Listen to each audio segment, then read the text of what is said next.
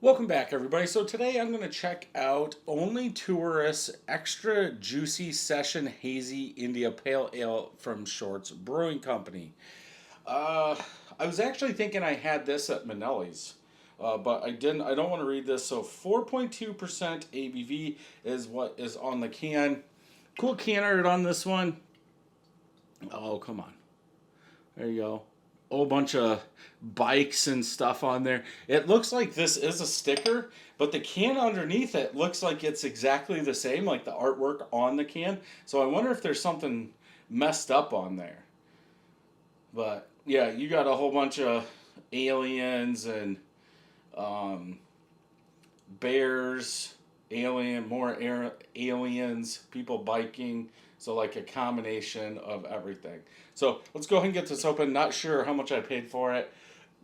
There is no date on the can, so we're reviewing it without a date. Yeah, I did pick this up at Megabev. It couldn't have been that expensive, $2.99. I think I say that about for every single one. But yeah, like I was saying, I thought I had this at Manelli's, but I didn't. Off-white colored head, a little orange coming up through there, pretty much all small bubbles. From that pour, a finger of head. Color on this one is yellow, orangish, yeah, hazy. Hazy in color. Yeah, you guys are seeing pretty much what I am. Orange juice with no pulp, maybe just a little lighter than that. So, extra juicy session hazy India Pale Ale. Okay, let's go ahead and smell.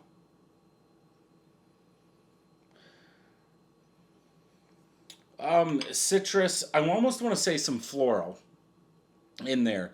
But yeah, I would say the smells are big in this. That citrus, like citrus zest, is really sticking out.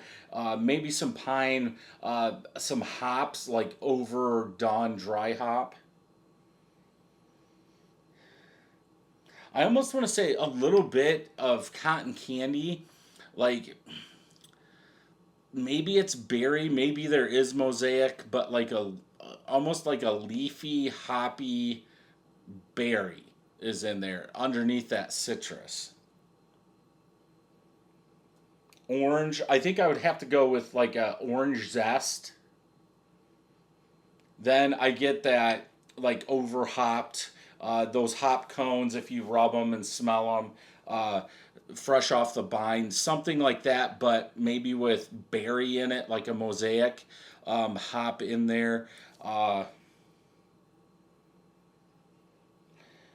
there is some sweetness, I think, as this is settling down in there. But I could say a little bit of pine. Like, I don't want to, like a berry covered in a little bit of pine, something like that. So that citrus, that berry is sticking out a lot more than the pine, but I can see the pine, but that could also be from the dry hop too. So let's go ahead and taste. I have to remember we're dealing with like a 4.2% beer, right? Yeah. Wow. Dry. Uh, Bitterness or that rind is a little overdone in that first taste, like way too much of that like bitter pine. Like I'm getting some berry, like citrus berry, but it's like my tongue. It's like overdone. Um, like there's too much for the beer itself, like for how small the beer is.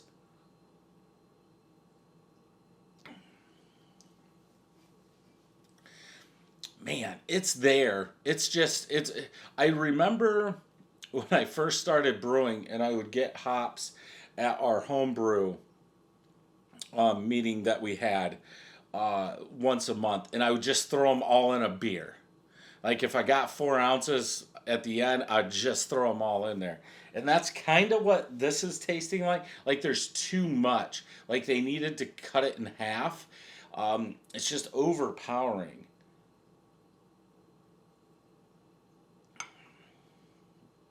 Like they're there. it's there. That like berry orange, I would have to, yeah, like an orange zest bitterness.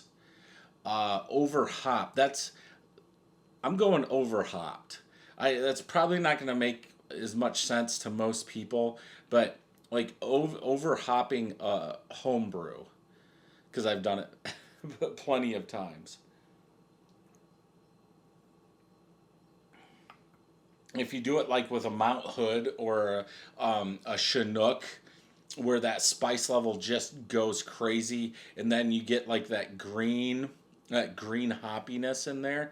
That's kind of what this is. It does seem like it's falling that green hop taste, but yeah, it's just it's kind of dry, bittering, overdone.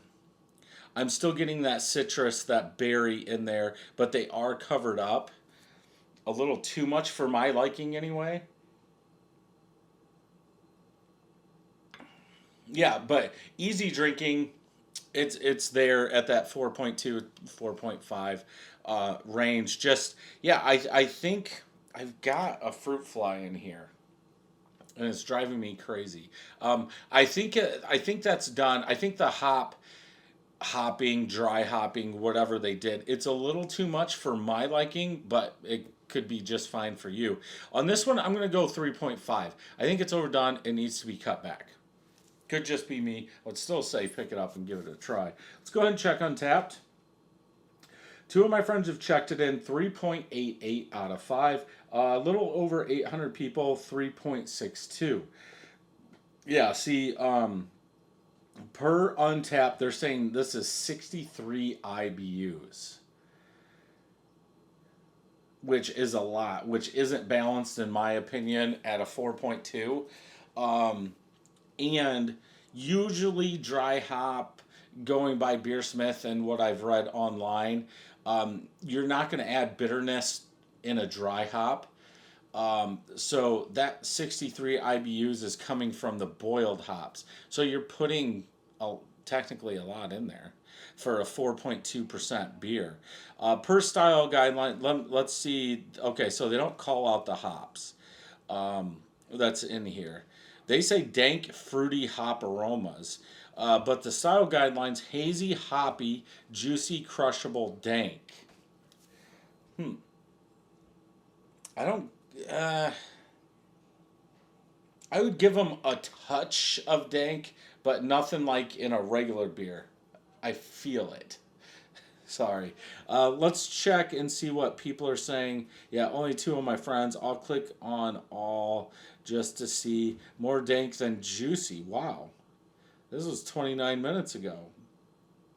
So maybe it's just something I'm not getting, but yeah, I don't think it's really that dank. Nothing that I would put on the can or on Untapped that would say it's dank, but hey, that's me. So if you enjoyed this review, check out some other shorts reviews over here. Don't forget to hit that subscribe button and ring that bell, and I'll see you in the next video.